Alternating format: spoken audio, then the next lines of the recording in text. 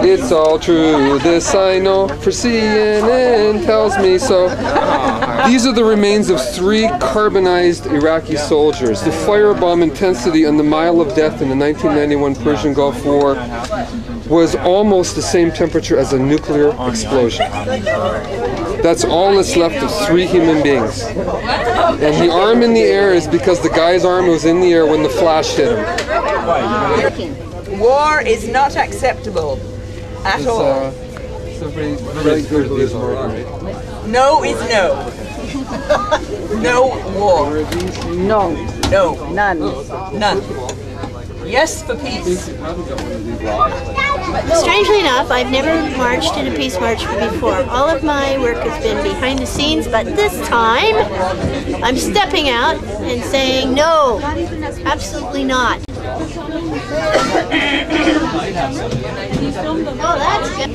Everything is written on this paper, right? And that's a lot of our thoughts. But what, just from the beginning on, when this whole scene started, what I kept on wondering, if these inspectors in the first place wanted to find weapons of mass destruction, why the hell did they go all the way to Iraq to find them? They could have looked into their own backyard and find them right there.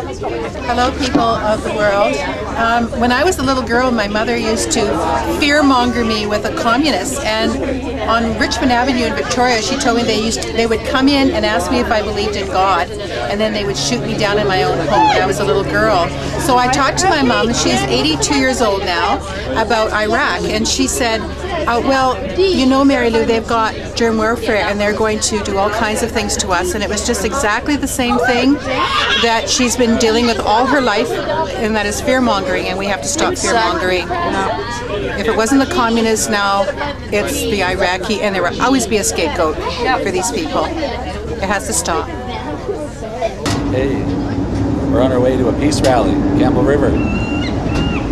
Nice to meet the community, Quadra and Cortes, see all the people that are interested in changing the world, working together, finding an answer.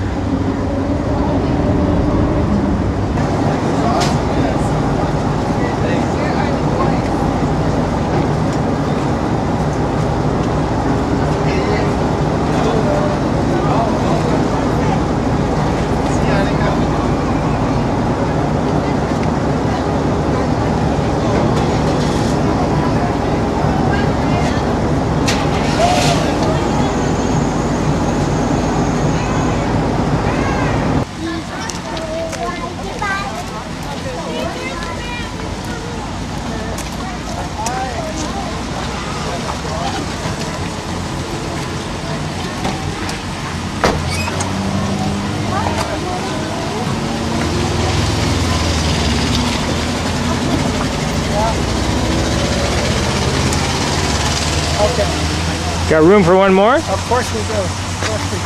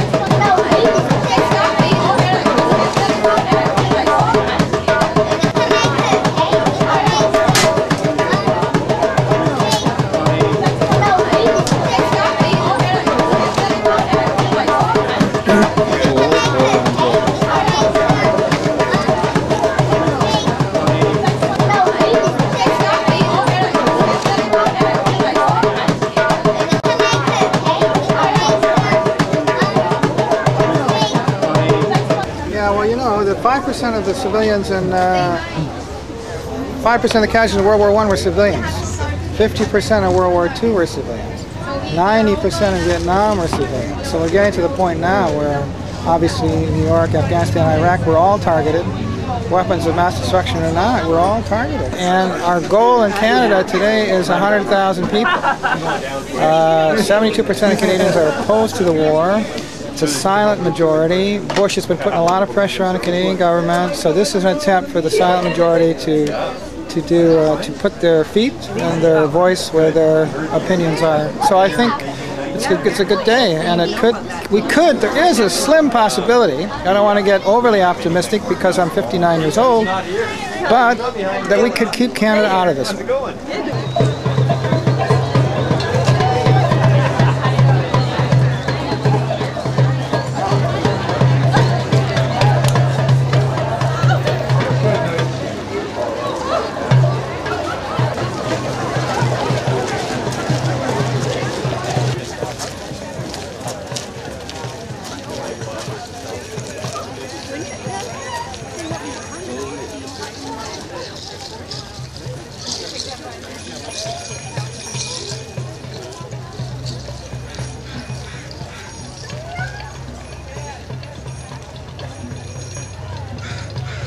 Troops out! Out of Iraq! Say troops out! Out of Iraq!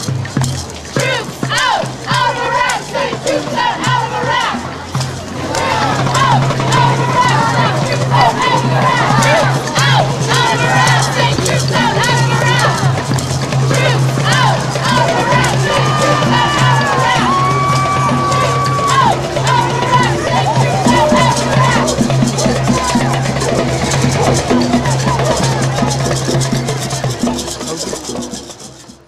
Okay, an exact circle. Now we've got two people going to go around and count how many there are, because the history of demonstrations is that the demonstrators always overestimate how many people there are, and the press and the cops always underestimate. So there's been this new scientific discovery called arithmetic, and we're going to go around and we're going to count how many people are here. All right. So while we're here, we're also going to do some chanting and some singing. A couple of prayers through chants, so I want us to do a couple of peace chants together. A couple of chants that are sending the vibration of peace out into the universe, the entire world. All we are saying is peace a chant. All we are saying is give peace a chance.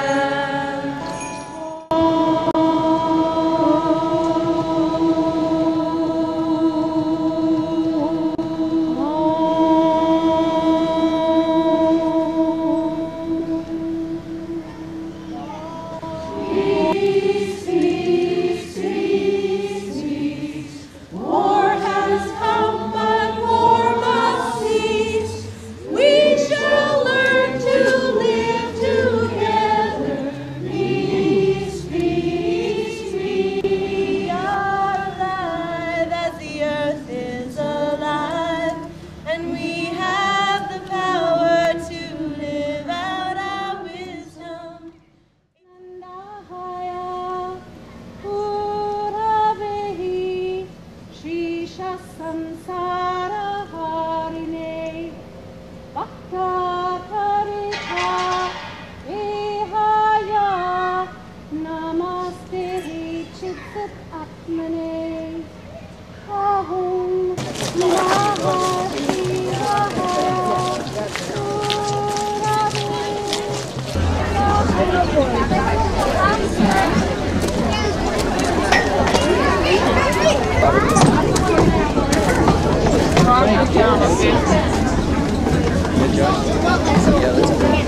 Oh, we should haul it in? It was good. Or might be.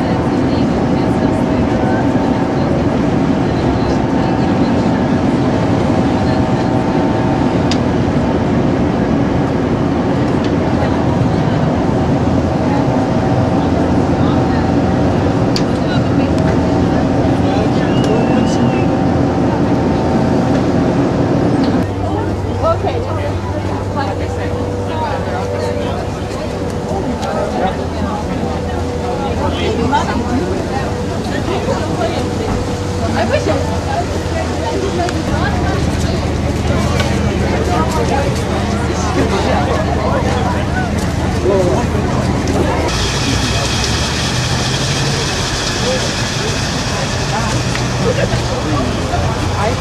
disorganized. Well, yeah, because I mean,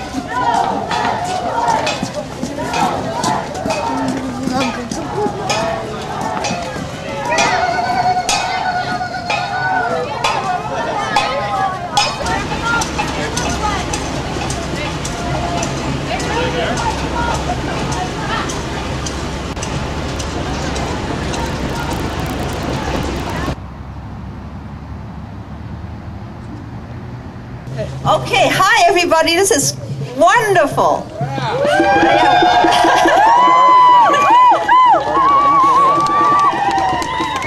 Yeah, welcome to everybody from Cortes and Quadra and Campbell River and wherever else. Now, there are 130 U.S. military interventions in the world since 1890. The first one from 1890 is at Wounded Knee in South Dakota, where 300 Lakota Indians were massacred at Wounded Knee. And then we go to Vietnam, where 2 million civilians were killed, as well as military people. And the first Gulf War in Iraq, 200,000 killed. Now, the interesting thing about war is that civilians are increasingly a target. And that was known long before New York, but 5% of the casualties in World War I were civilians. 50% of the casualties in World War II were civilians. 90% of the casualties in Vietnam were civilians. My God. Oh. And that continues, not only in New York, in Iraq, and Afghanistan. We are all targets in modern war. It's absolutely insane and crazy. There has been also, I want to mention the word genocide. There are two words that aren't mentioned in the mass media. Genocide and oil. I want to mention both today. There has been a genocide in Iraq since 1991, since the U.S. sanctions. 1 million Iraq civilians, and mostly children, have died as a result of these sanctions. This is the first time in the history of the world that a genocide has been documented at the time that it's actually occurring. This country, which is crippled, the United States wants to attack and bomb again. And keep in mind that 30% of the U.S. veterans from the Gulf War in 1991 are collecting disability because of an illness suffered from depleted uranium and other causes. And there are some who returned from the Gulf War who did not proclaim themselves ill, like the veteran from the Gulf War that bombed the federal building in Oklahoma, like the veteran from the Gulf War who was the sniper in Washington, D.C. War drives people crazy. Now is the time to abolish war.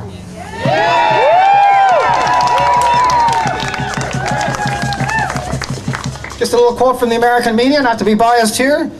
Newsweek, January 13th, 2002, page 31. Saddam Hussein knows what he wants.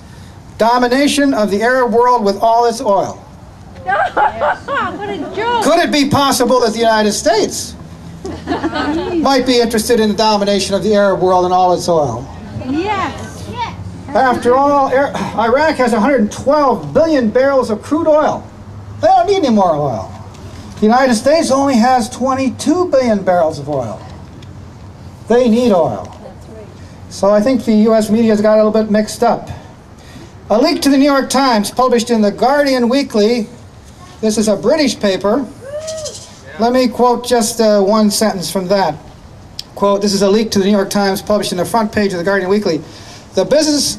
Quote, the Bush administration has prepared a post-war scenario for Iraq, envisioning an 18-month military occupation with soldiers in control of oil fields. No blood for oil. The U.S. President, the U.S. administration is all oil, as everyone knows. President Bush was the head of his own oil company in Texas Cheney is the head of Halliburton. Rice, perhaps people don't know this, the national security person in the War Cabinet is the former director of Chevron. Oh my Chevron was phoned the other day to ask them how they felt about this bonanza coming their way when they take over Iraqi oil, and Chevron's statement to the press was, "We don't speculate and we don't comment on speculation." Figure that one out. Today in Washington, D.C., there are hundreds of thousands of people demonstrating, perhaps a million. Of course, Dan? Billions, yes, according to Dan. At least 300,000 in San Francisco. We counted 200 when we left Quadra, and we think we've had some wonderful additions here from Campbell River, so let us say today, about 350 people. And I just want to mention one other thing. Please write a letter to Chrétien. A personal letter really helps. Let him know how you feel. And the other thing is industrial action. I don't know if people know this, but in England, some workers who drive rail trains refuse to transport equipment from a base that was preparing for war against Iraq. I also call upon the people who want war to think twice before the starting of war. And they have to consider that war provokes other nations to terrorism, not to peace. A war in Iraq, a war in the Middle East, a war in the North Korea will soon get the whole world into war. No country is above the will of the whole world.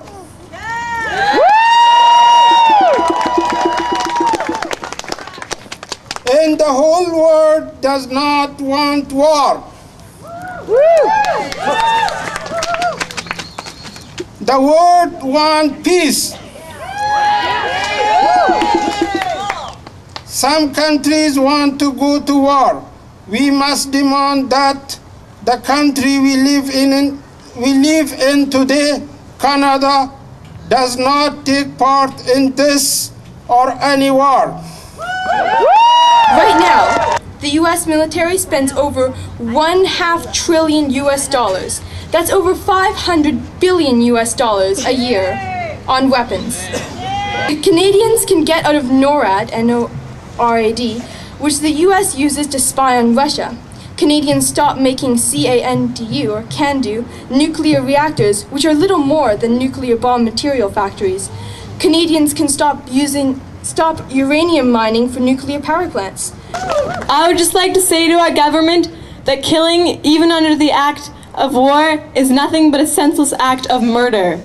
I just want to say a personal note that I don't like war because it makes refugees, right? We were refugees.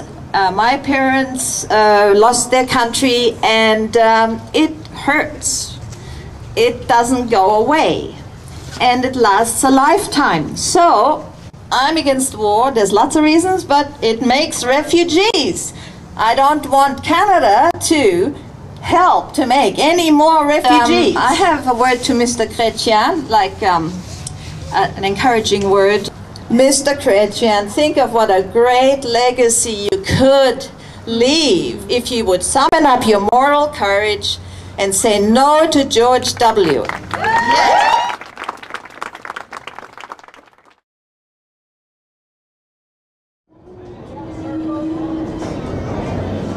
There isn't